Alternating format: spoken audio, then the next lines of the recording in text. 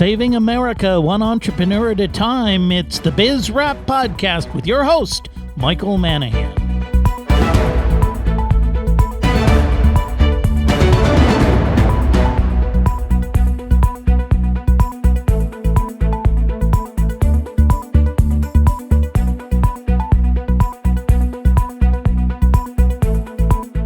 The show that celebrates small business and entrepreneurs, it's Biz Rap Radio with your host, small businessman, educator, and author, Michael Manahan.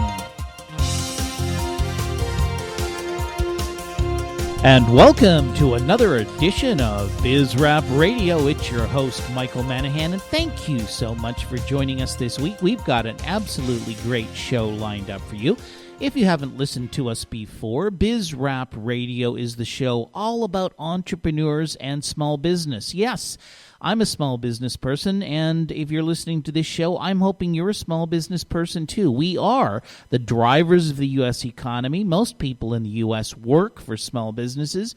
As we have come out of the recession, most jobs that are created in the U.S. are created by small businesses. It is entrepreneurs and small business people that really make it happen in this country, and yet we're neglected, we're abused.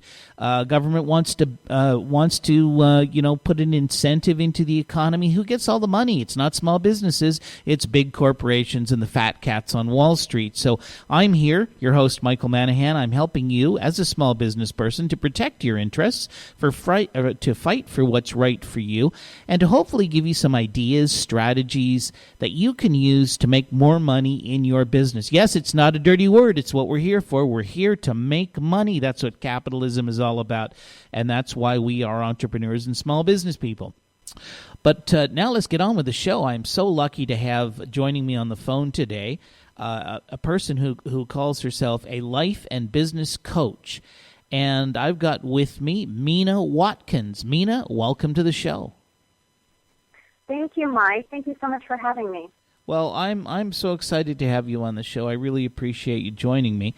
I'm not sure everybody really understands exactly what that means, life and business coach. What exactly do you do? I'd be happy to share. Well, basically what I do is I partner with business owners and individuals that are looking to get to a certain point in their business or in their lives, and we have conversations. What we do is we, in a constructive, safe environment, we talk about what their fears or their challenges or their issues may be, and then we come up with a plan or a strategy to find the solutions for those challenges, and then be able to be in a better place where they are more empowered, where they have more confidence. Let's say they're looking for to be better at sales, or maybe they don't know really how to market themselves in a way that's effective, and they're not getting the results they want. So what we do is we talk about what are some of those things that they're doing and they're not doing, and we go through what those things are that are going to give them the best return on investment. And let me ask you a question. I'm going to ask you a real honest, direct question here. One of my, you may or may not know, but I've worked as a consultant with over 100 management teams in my career. Everything from literally startups to CEOs and management teams of companies doing $300-400 million a year in business. And one of the issues I've always found in dealing with particularly people of the entrepreneurial mindset, the smaller business owners, is if they have a problem, if they have an issue or a weakness, the people they've surrounded themselves with often are nothing more than yes men. So they don't give them any kind of really constructive feedback. Their accountants and attorneys and senior managers all tell them what they want to hear rather than what they need to hear, because all of those people are making money off of the entrepreneur. So the entrepreneur never really finds out where his weaknesses are and gets no constructive suggestions as to how he should should go about perhaps changing those. Now, are you able in your position to give honest feedback? How do you actually handle that kind of situation? Yeah, that's a great question. I know I find that there's a lot of coaches out there and there's a lot of consultants out there, but the question is how does the person, the business owner, or the client benefit? And so, it's not about me. It's not my agenda. It's them. It's them and their success. And so, I'm trained as an ontological coach, and what that means is ontology is the study of being. We're not human beings. Hang on. Slow down a second. I didn't quite catch that. It's the study of what? The study of being. B-E-I-N-G, human being. Okay, the study of being. Okay, that's a tricky word, being. Okay, the study of being. Yes, and ontology has been around since Aristotle and Plato. It's a very unique niche where you really work on the language, the body language, and the person's thoughts.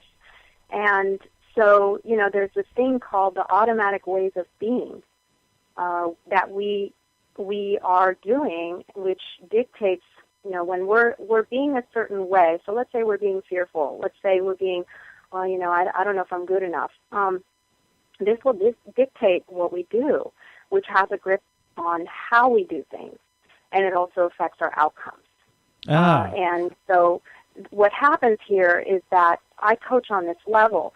Entrepreneurs and business owners are human beings. They're not human doing. They have fears and concerns just like anyone else.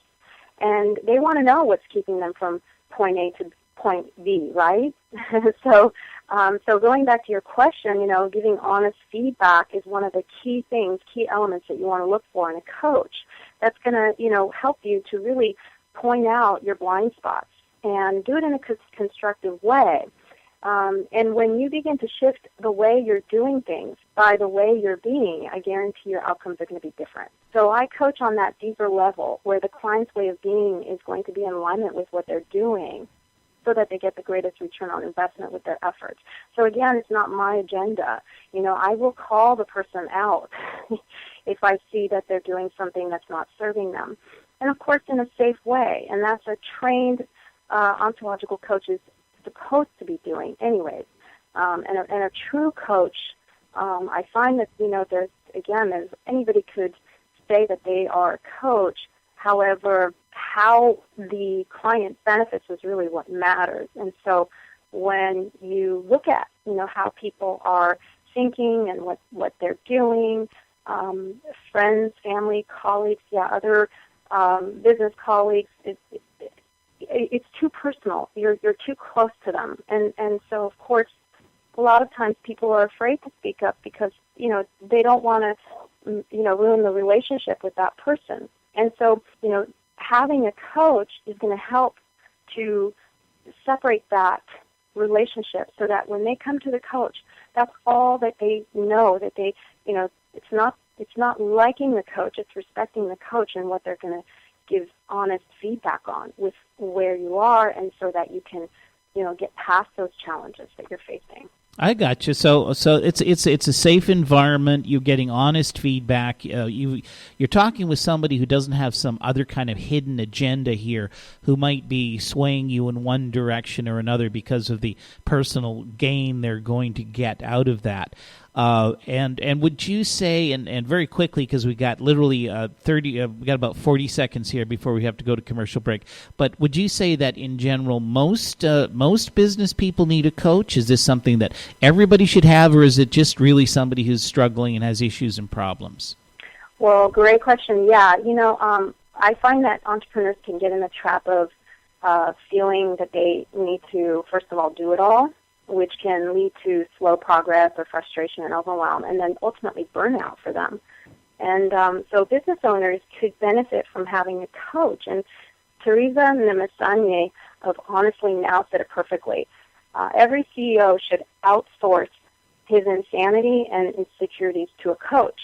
find the right one for you and establish the relationship early, so he or she can have a baseline on you before you enter the roller coaster, rather than finding one when you're in panic mode. Okay, well, that sounds great. We'll catch up with more of this on our next segment. But right now we have to go to commercial break. It's your host Michael Manahan, Biz Rap Radio, on the line with Mina Watkins, life and business coach.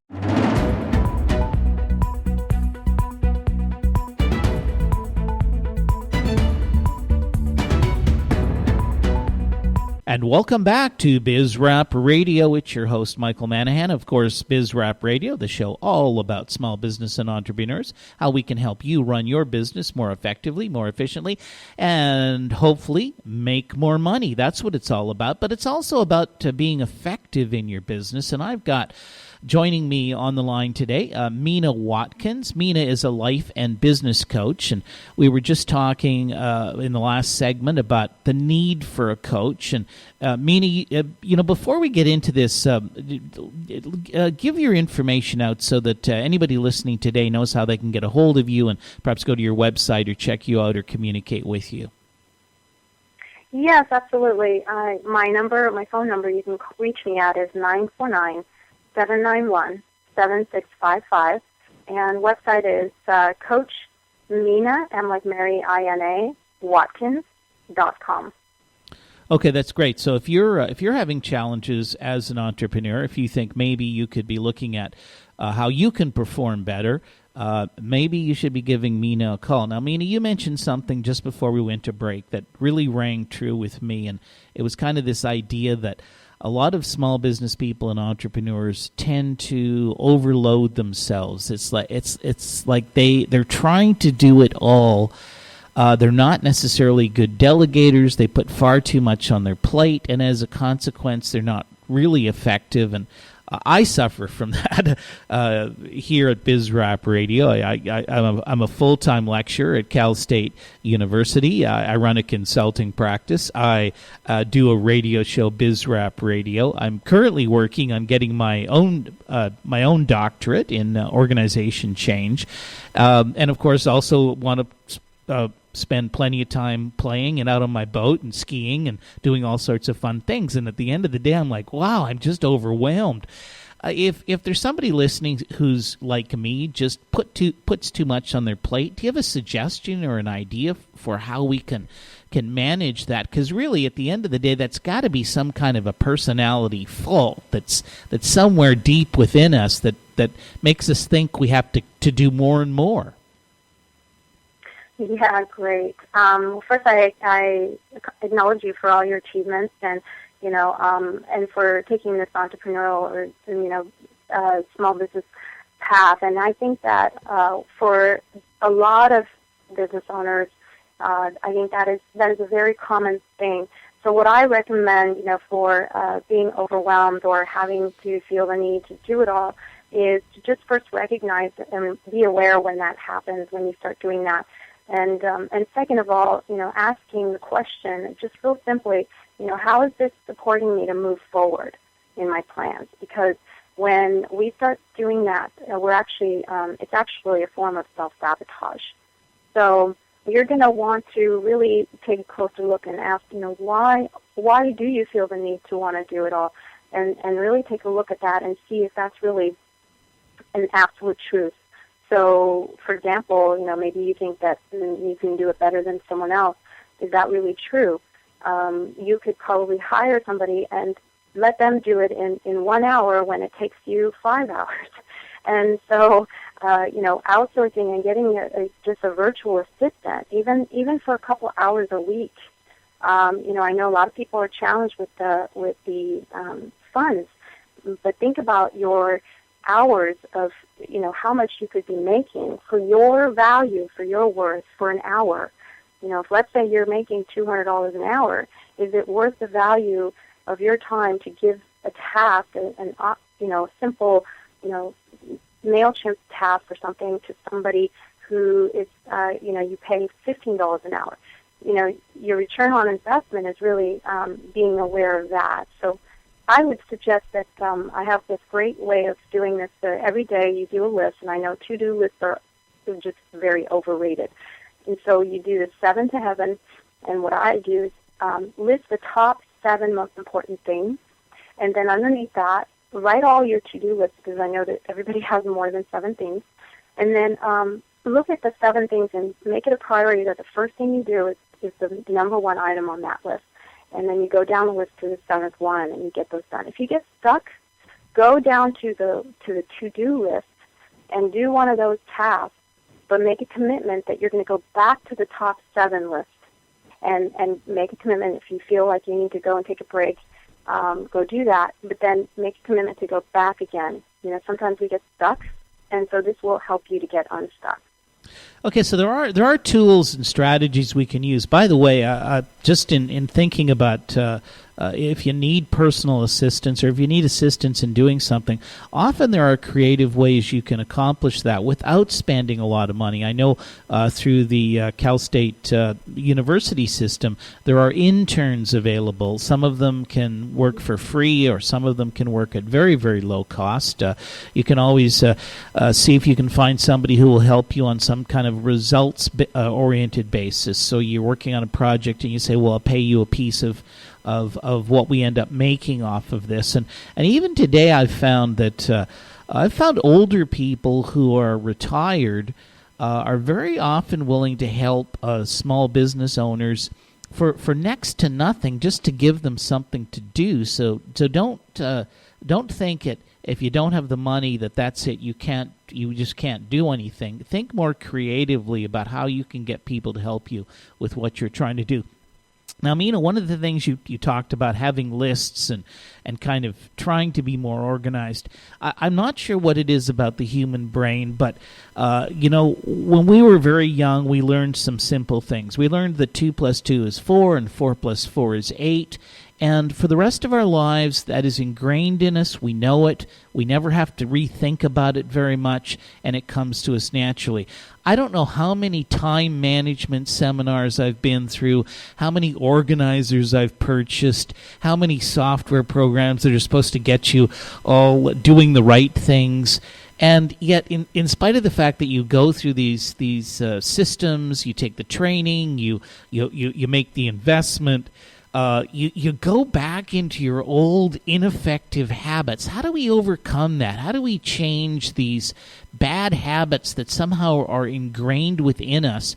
And we know better. It's not like we don't know better. I mean, you say make a list of your top most important things. I know I should be working on my most important things, and yet sometimes I don't. And then I waste time and valuable resources on stuff that really doesn't make a difference. Why do we do that, and how can we overcome it?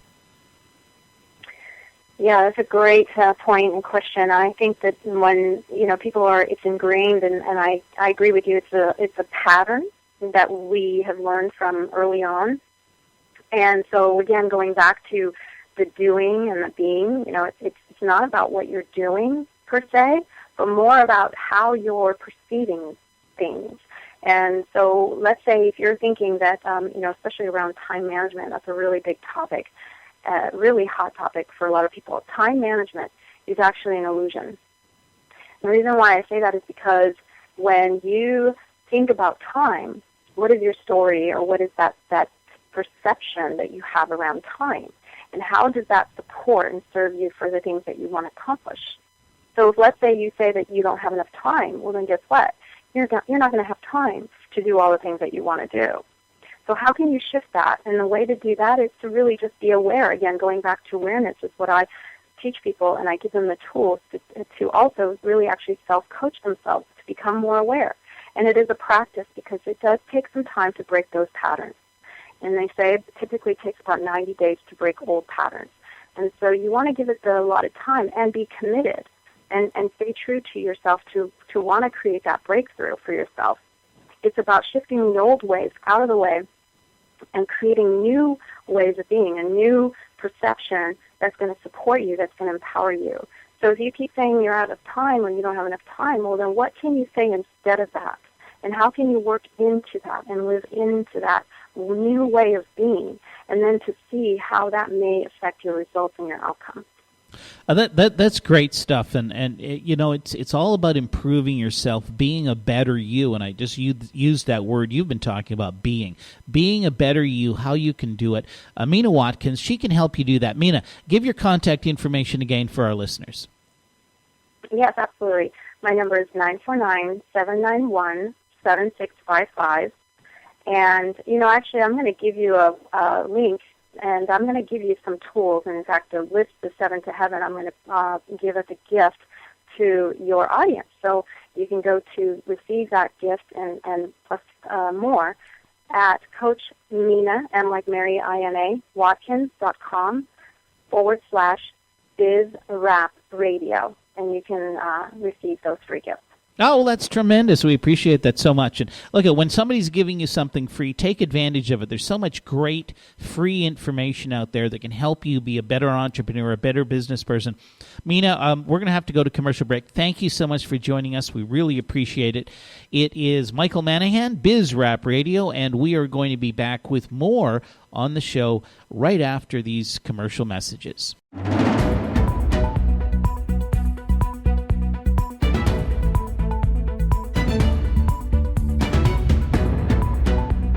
And welcome back to Biz Rap Radio. It's your host, Michael Manahan. Thank you so much for joining us. And if you've just joined the show, this is the show all about entrepreneurs and small businesses, and we are here to help you. We're to help you run your small business more effectively. We're here to help you make more money, have more fun in business, do a better job of managing your employees, a better job of taking care of your customers. And that was a very interesting segment we just finished, by the way, talking with Mina.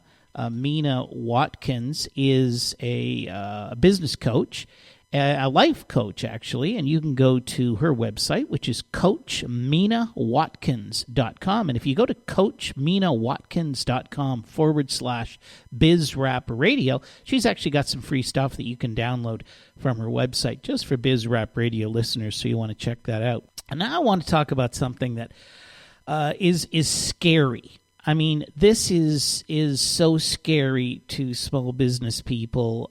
It's absolutely petrifying. Apparently, the Internal Revenue Service can come in, grab all the money in your bank account as a small business person, grab your entire bank account, no matter how much money is in there, without ever having to accuse you of either engaging in money laundering, in cheating on your taxes. They have to prove absolutely nothing. They can show up at the bank store and literally grab every penny that's in your bank account. Now, this happened to Carol Hinders. Carol Hinders has a small Mexican restaurant, had it for 40 years, and she doesn't take any credit cards. It's a cash-only restaurant, like a lot of businesses. So she goes a couple of times a week, and she deposits the money into her bank account.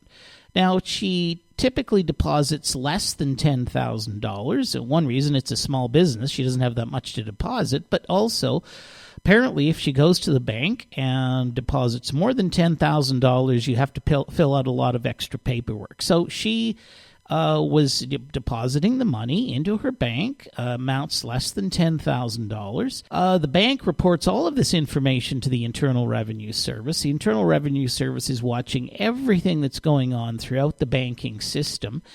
And they don't like you to deposit less than $10,000. They think it might be a case of laundering money. So they just swooped in and took $33,000, every penny that Miss Hinders had in her bank account.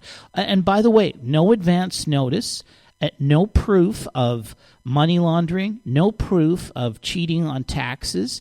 The money was seized, and that's it.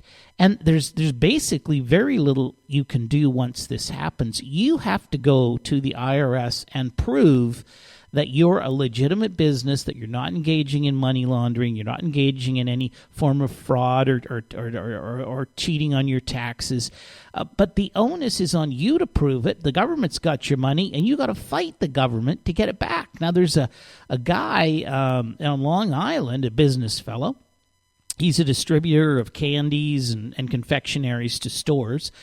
The government seized $447,000 from his bank account. Boom, gone. And by all accounts, he is a legitimate business operator, had a family business that's been running for 27 years. They're a candy and cigarette distributor. They go around to small stores, independent, those independent little independent grocers and independent liquor stores and convenience stores, and they sell their products, and a lot of times they sell them for cash, and so they go and put the money in the bank. But because they were depositing amounts less than $10,000, most likely, by the way, because that was a day's take. That's how much money they made in a day. So what they do, they took it to the bank. The bank grabbed all of their money, $447,000. They're still fighting to get that back. They've had to hire attorneys, and their attorney bills are going through the roof. It's incredible that in this day and age, the government could come in, grab all of your money. You're small business people listening to this show. Imagine the turmoil if the government grabbed all the money you had in the bank account, and they didn't even have to justify it. No advance notice, no warning. They just come in and take the money. They don't even have to prove that you were doing anything wrong. It is just incredible. This individual in Long Island still not been able to get his money back. And apparently the banks are not allowed to tell you this stuff. The banks are not allowed to tell you that, hey, you got to watch out for your cash deposits because everything's being reported to the IRS. The IRS is looking over our shoulder. And if you deposit amounts that are just under $10,000, which means we don't have to fill out all of this hassle paperwork, but the IRS is going to pick that up, and they might very well think that you are a money laundering, that you're dealing in drugs or something like that. And guess what they're going to do? They can just come in and grab your bank account and take all your money with no warning, no notification. They don't have to prove anything, and then it's up to you while you're still struggling to keep your business going. I don't know, borrowing money from friends and relatives to stay afloat. It's up to you to prove, hey, Mr. IRS, well, you made a mistake.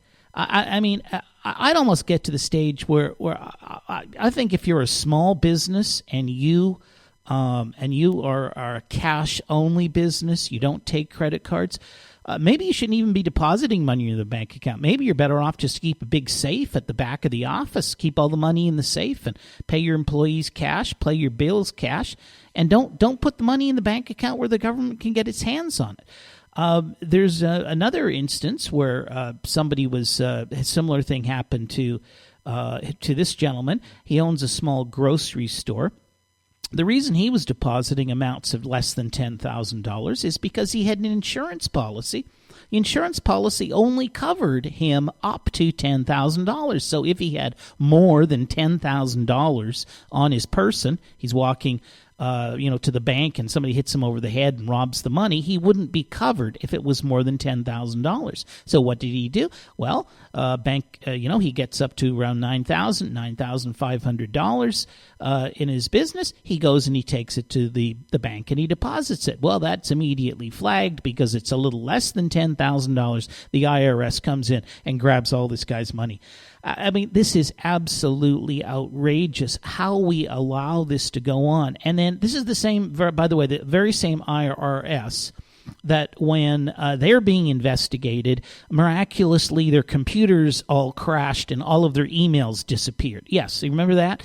Yeah. Now think about this. If we're investigating the IRS and well, we can't give you all the information you need because my computer crashed and all the information disappeared. Now imagine if you were being audited by the IRS and they came and asked you for some information about your business, and you said, I can't give you that information. The computer's crashed. We lost all the information.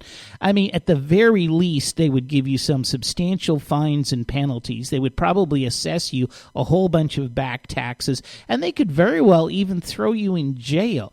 But you want to know something? With no notification, no justification, no evidence of wrongdoing whatsoever, not one shred of evidence of wrongdoing, they could come in and take every single penny in your bank account. Now, look at small business owners of America, entrepreneurs out there. this kind of stuff has to stop. You got to be talking to your congressman, your senator. You got to be saying enough is enough. This IRS is absolutely and completely out of control. I mean, small businesses are the engines of our economy. We are the people that provide the jobs this economy needs to grow and to get back on its feet. And what are we doing? We're putting dozens, if not hundreds, of small businesses out of business by grabbing their bank accounts. And the IRS does not have to account for this. They do not have to prove they were right. They do not have to prove the small business person did anything wrong. It's just based on their opinion. Oh, that looks like, I don't know, we think that's a suspicious transaction. We have no proof or evidence. We're just going to go in and grab that poor small business person's bank account. It's outrageous that they're allowed to get away with this. And please, you need to help me. Call your congressman, call your senator, say put a stop to IRS abuse. It's BizRap Radio, your host Michael Manahan, helping small businesses make more money. And we will be back with more right after these messages from our sponsors.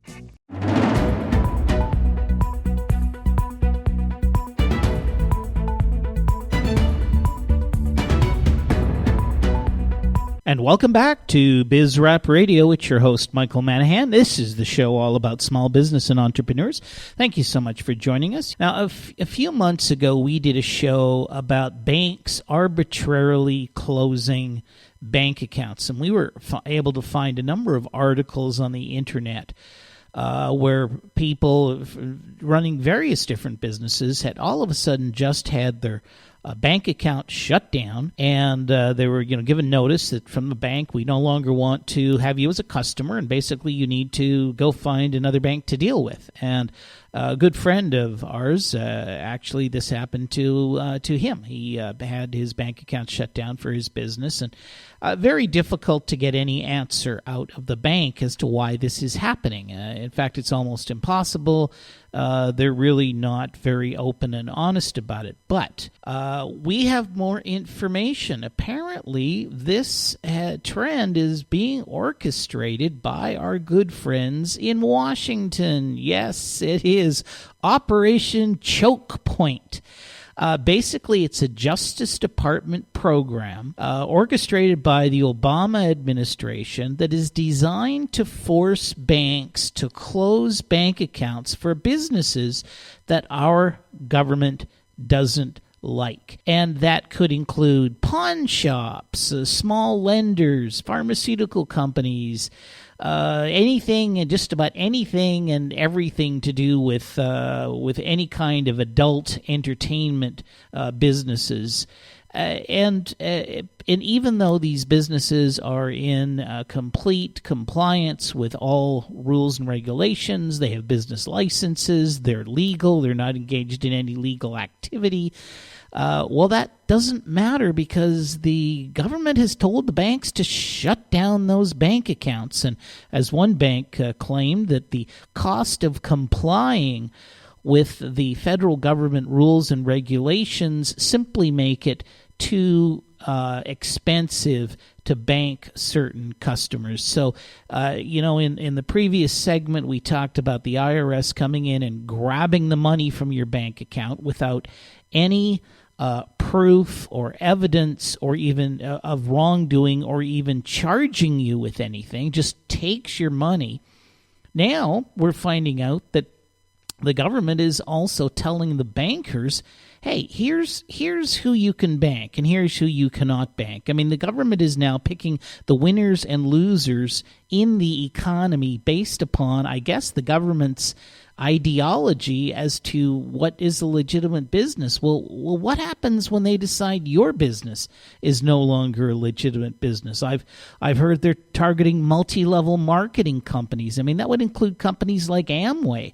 And, you don't have to be a fan of every single business that is out there, but as long as the business is not engaged in illegal activities, as long as it has a license and it's complying with the various rules and regulations, why is it that the federal government can come in and tell a bank, you shut down those people's bank accounts because we don't want them running bank accounts, and in effect putting these companies, for all intents and purposes, out of business. I mean, particularly if you are in a business where you need to take credit cards. How can you take credit cards if you don't have a bank account? How could you take a check from a customer if you didn't have a bank account? So here we've got the IRS running around grabbing the money out of your bank account, and then the government forcing the bank to shut your bank account down because somebody in the federal government doesn't particularly like the kind of business that you're engaged in. Just unbelievable. Now, I want to talk a minute about regulation because I see this debate going on. Some people claim that small businesses are overregulated. There's too many rules and regulations, and other people say, well, that's not true. It's just a fallacy that everybody has to live with rules and regulations. But I really wonder, do the people who say that, have they ever actually run a small business? Have they ever actually had to serve customers and, every Friday or every second Friday meet a payroll and pay employees? I mean, if you take a look at the politicians, so many of them that we have, they're either professional politicians. They've never done anything else. President Obama, community organizer, but that's not meeting payrolls. We have, of the people in Congress and the Senate, many of them are attorneys, and I wouldn't suggest really being an attorney is running a business per se, although I guess a law firm is to some degree a business, but it's a pretty much a closed shop where you basically the price is set by by the licensing agency, which is run by the attorneys, which means that if you're not an attorney and you don't have the legal license issued, you can't practice law. And no matter how simple it might be, I mean, there's a lot of things lawyers do that are not all that complicated, and yet no, you can't do them. So there's no competition for them. And then you've got some of these other billionaires and people like that. The Kennedys in the political on the political scene, and people of that ilk who have never really run a business. Well, they should try it. I'm reading this story on the internet about this lady trying to open up an ice cream parlor. Now, if you can believe this, this is a complicated thing, opening an ice cream parlor. I mean, it's no easy task to get an ice cream parlor open. It took 2 years to get this ice cream parlor opened. Months and months and months of runaround with the city and getting licenses and getting permits, doing surveys of permit fee $20,000 to open an ice cream parlor, $11,000 just to turn on the water in her facility.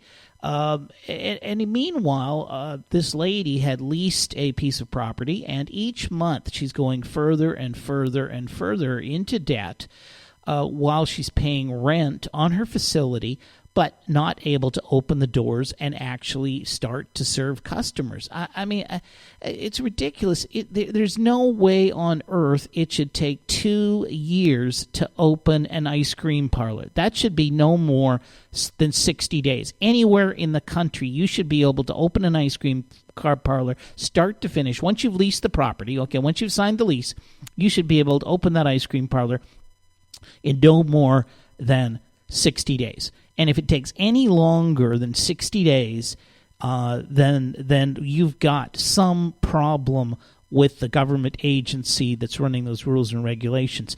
Now, if you start to talk about small business, there's different definitions about what small businesses are. But today, even a business with 100 employees is still a fairly small business. I mean, you own 2 or 3 fast food restaurants, you could have 100 employees.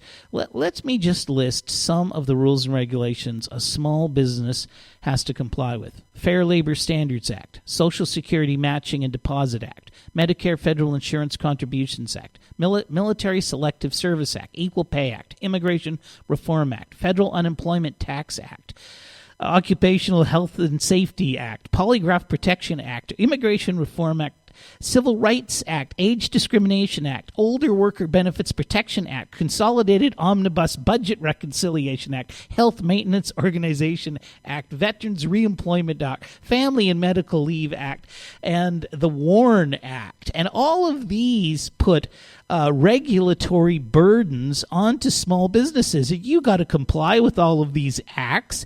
And by the way, if you don't, you can be in huge trouble. The fines and the penalties for not doing what you're supposed to do as a small business can be astronomical. Anyways, we're coming to the end of the show. BizRap Radio, fixing United States of America through a fundamental concept that individuals pursuing their own economic interests in free markets will create more prosperity for more people than can ever be achieved through government regulations and a planned economy. BizRap Radio, fixing America through individual economic freedom. I'm your host, Michael Manahan. Thanks for listening.